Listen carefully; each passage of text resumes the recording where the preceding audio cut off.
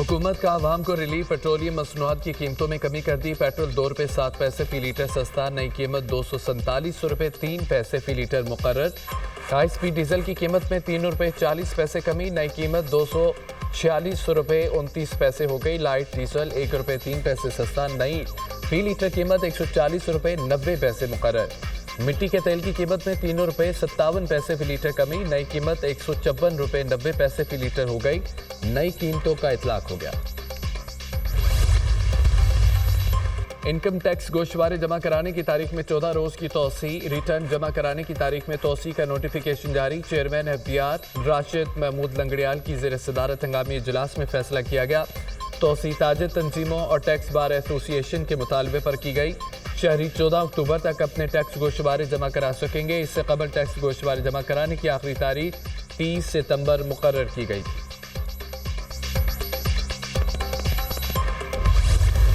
Supreme court में article 63 नजरसानी case की समाअत। Justice Munib Akhtar की 5 रुकनी बेंच में बैठने से माजरत। जस्टिस मुनीब ने रजिस्ट्रार सुप्रीम कोर्ट को खत लिख दिया। चीफ जस्टिस ने अपने खत में आईनी सवालात का जवाब नहीं दिया। अफसोस की बात है कि चीफ जस्टिस के खत में एक मुहिम चली। कमेटी की गुज़िश्ता मीटिंग में चीफ जस्टिस ने सीनियर जज की सरबराही में बेंच तश्कील देने की राय दी।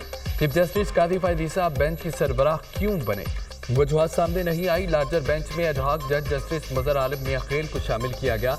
जस्टिस मजहर आलम मियां खेल की बेंच में शमूलियत आर्टिकल 182 के खिलाफ है। कमेटी के तश्कील करदा बेंच का हिस्सा नहीं बन सकता। चीफ जस्टिस कादी फैदी ने जस्टिस मुनीब अख्तर का खत पढ़कर सुनाया। जस्टिस मुनीब अख्तर की दरख्वास्त करेंगे वो बेंच में बैठे। जस्टिस मुनीब अख्तर को राजी करने की कोशिश करेंगे वरना बेंच की तश्कील न होगी। कानून का तकादा है कि नज़रसानी अपील पर समाअत वही बेंच करे। चीफ जस्टिस के रिमार्क। जस्टिस मुनीब अख्तर के खत को अदालती रिकॉर्ड का हिस्सा बनाने से इनकार। केस की समाअत चीफ जस्टिस की सरबराही में 4 रुकनी बेंच ने की। समाअत आज फिर होगी। आर्टिकल 63 नजरसानी केस की समाअत का तहरीरी हुक्मनामा जारी। रजिस्ट्रार को हुक्मनामे की कॉपी जस्टिस मुनीब अख्तर के सामने रखने की हिदायत। रजिस्ट्रार जस्टिस मुनीब अख्तर से बेंच का हिस्सा बनने की दरख्वास्त करें।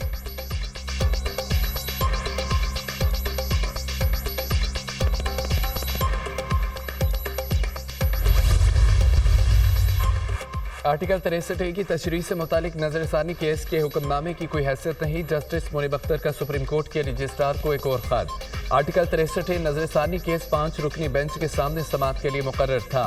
4 जजों ने बैठकर कैसे हुक्मनामा जारी कर दिया। 4 रुकनी बेंच आर्टिकल 63 से मुतालिक नजरसानी केस नहीं सुन सकता। बेंच में बैठने वाले 4 जजेस काबिल एहतराम हैं मगर समाअत कानून और रूल्स के मुताबिक नहीं। अपना मौक़िफ़ पहले खत में तफसील से बयान कर चुका हूँ।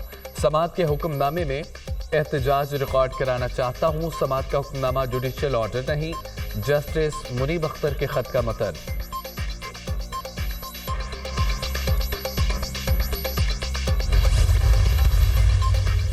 सुप्रीम कोर्ट की प्रैक्टिस एंड प्रोसीजर कमेटी का इजलास आज तलब कर लिया गया। चीफ जस्टिस कादी फायदीसा जजिस कमेटी इजलास की सदारत करेंगे।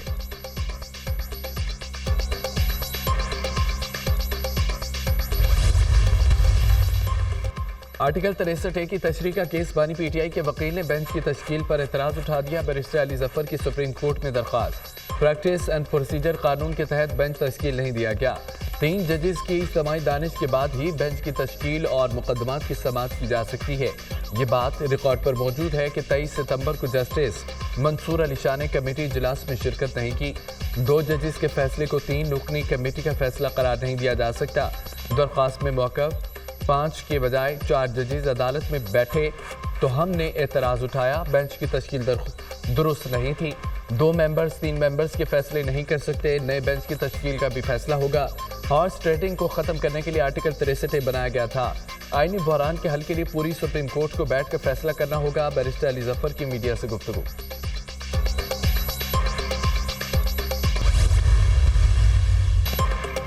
जजेस तकर्री के मौजूदा निज़ाम को बदलना होगा। इत्तेहादी जमातें असूली तौर पर विफाक की सतह पर आईनी अदालत से मुतालिक हमारी तजावीज़ से मुत्तफिक नहीं।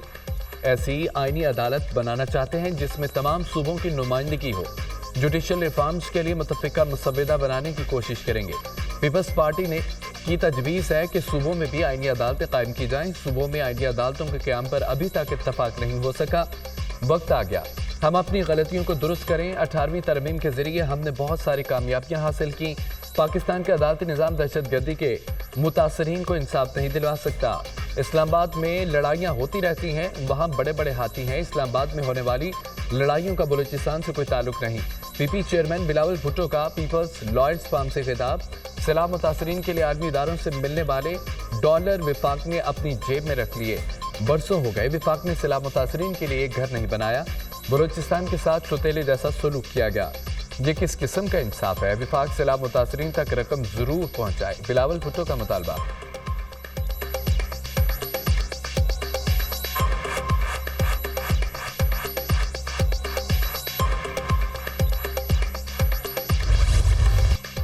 इलेक्शन ट्रिब्यूनल्स की तश्कील इलेक्शन कमीशन का इख्तियार है। सुप्रीम कोर्ट ने इलेक्शन ट्रिब्यूनल्स की तश्कील का लाहौर हाई कोर्ट का फैसला कलअदम करार दे दिया। अदालत ने फैसले के खिलाफ इलेक्शन कमीशन की अपील मंजूर कर ली। सुप्रीम कोर्ट ने पंजाब में इलेक्शन ट्रिब्यूनल्स केस का महफूज फैसला सुना दिया। चीफ जस्टिस की सरबराही में 5 रुकनी बेंच ने समाअत की। लाहौर हाई कोर्ट का फैसला बतौर अदालती नज़ीर भी पेश नहीं किया जा सकता। हाई कोर्ट के जज ने चीफ इलेक्शन कमिश्नर और चीफ जस्टिस की मुलाकात न होना मद्देनजर नहीं रखा। अगर मुलाकात न होना मद्देनजर रखते तो ऐसा फैसला न किया जाता। तनाज़ा जब आईनी इदारे से मुतालिक हो तो मोहतात रवैया अपनाना चाहिए। सुप्रीम कोर्ट के रिमार्क्स। इलेक्शन कमीशन ने इस्तदा की थी कि इलेक्शन ट्रिब्यूनल्स की तश्कील इलेक्शन कमीशन का इख्तियार है और इलेक्शन कमीशन के माबैन इत्तफाक हो गया। Chief justice Lahore high court और इलेक्शन कमीशन के किरदार को सराहते हैं। सुप्रीम कोर्ट ने पंजाब इलेक्शन ट्रिब्यूनल केस का तहरीरी हुक्मनामा जारी कर दिया। चीफ जस्टिस काजी फायदीसा ने 11 सफ़ात पर मुश्तमिल हुक्मनामा तहरीर किया। लाहौर हाई कोर्ट ने हुक्म दिया था कि इलेक्शन कमीशन चीफ जस्टिस के भिजवाए गए नामों पर ट्रिब्यूनल्स बनाए।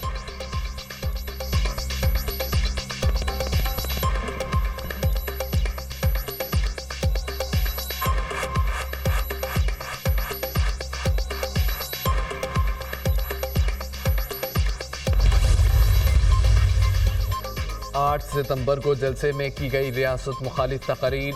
हुकूमत की पीटीआई रहनुमाओं के खिलाफ मुकदमा दर्ज करने की तैयारी। संजानी जलसे में तकरीर पर पीटीआई रहनुमाओं के खिलाफ बगावत के मुकदमा दर्ज किया जाएगा। ज़ाब्ता फौजदारी की सेक्शन 196 के तहत हुकूमत दरख्वास्त जमा कराएगी।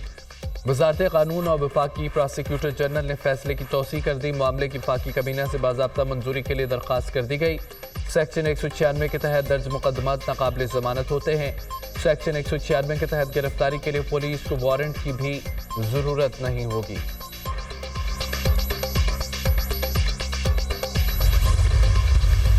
मौलाना के बगैर नहीं आ सकती रेजोल्यूशन। वो कह रहे हैं हमें नंबर की जरूरत नंबर की वजह नहीं है। प्रॉब्लम 3 नहीं 4 नहीं तो अगर यार प्रॉब्लम नंबर नहीं है। प्रॉब्लम यह है कि अगर मौलाना इमरान खान को डी चौक पे ज्वाइन करने का कह दें तो फिर क्या करेंगे? और वो मुतनब्बे कर रहे हैं इस हवाले से कि हमें ना आजमाओ, सड़कों पे आ गए तो इस वक्त ये कहना कि मौलाना एंड इवन हाफिज नईम, अगर मैं हुकूमत के साथ हूं तो मैं तो डेस्परेट हूंगा कि ये 2 बंदे इनको न्यूट्रलाइज पीटीआई के साथ तो बिल्कुल ना जाए। ये 2 बंदे अगर पीटीआई के साथ जुड़ जाएं तो देखिए हुकूमत को कल जाना पड़ेगा। मौलाना फजल रहमान और हाफिज नईम रहमान तहरीक इंसाफ के साथ मिल बैठे तो हुकूमत नहीं चल सकती। पीटीआई का डी चौक में एहतजाज एक दिन के लिए नहीं होगा। खैबर पख्तूनख्वा पंजाब बलूचिस्तान से काफिले आएंगे। अज़मा बुखारी को गलतफहमी है कि पंजाब पीटीआई के साथ नहीं है। साबिक वफाकी वज़ीर फवाद चौधरी की प्रोग्राम दुनिया मेहर बुखारी के साथ में गुफ्तगू।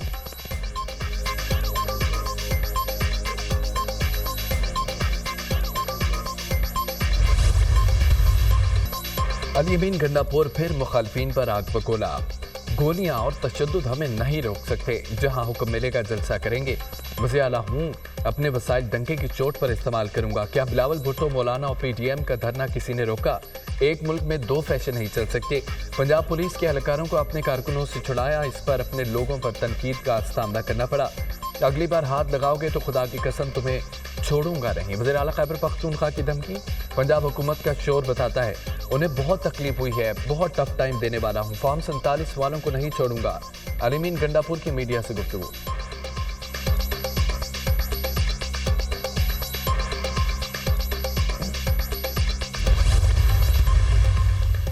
जमानत खारिज करनी है तो सुप्रीम कोर्ट जाएं, लोगों को अगवा न करें। लापता अफराद केस में chief justice Peshawar high court के रिमार्क्स। लापता अफराद केस में वज़ीर आला खैबर पख्तूनख्वा पेशावर हाई कोर्ट में पेश। लापता अफराद के खानदान हमारे पीछे आते हैं। जमानत के बावजूद गिरफ्तारियां हो रही हैं। सीटीटी और पुलिस समेत सबको बिठाकर इस मामले को देखें। ये पहला वाक़या नहीं, बार बार ऐसा होता रहा। अदालती अहकामात पर कोई समझौता नहीं होगा। हम मजबूर होकर पुलिस वालों के खिलाफ कार्रवाइयाँ करेंगे। चीफ जस्टिस के रिमार्क्स। मैं खुद इस तरह के मामलात के खिलाफ हूँ। वज़ीर आला खैबर पख्तूनख्वा अली अमीन गंडापुर।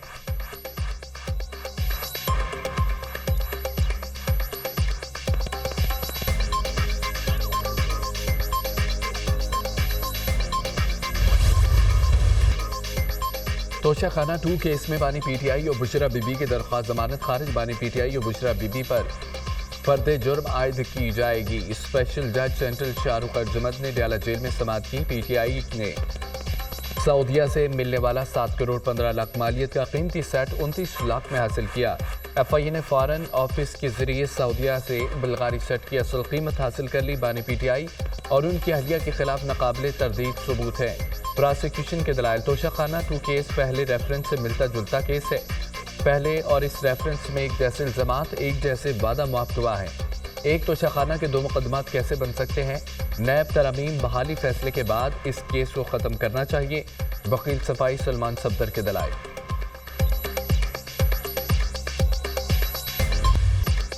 वज़ीर-ए-आज़म शहबाज शरीफ का जनरल असम्बली से खिताब। अक़वाम मुत्तहिदा के ऑफिशियल यूट्यूब चैनल पर वज़ीर-ए-आज़म का नया रिकॉर्ड। अमरीकी सदर पर 20 सबकत ले गए।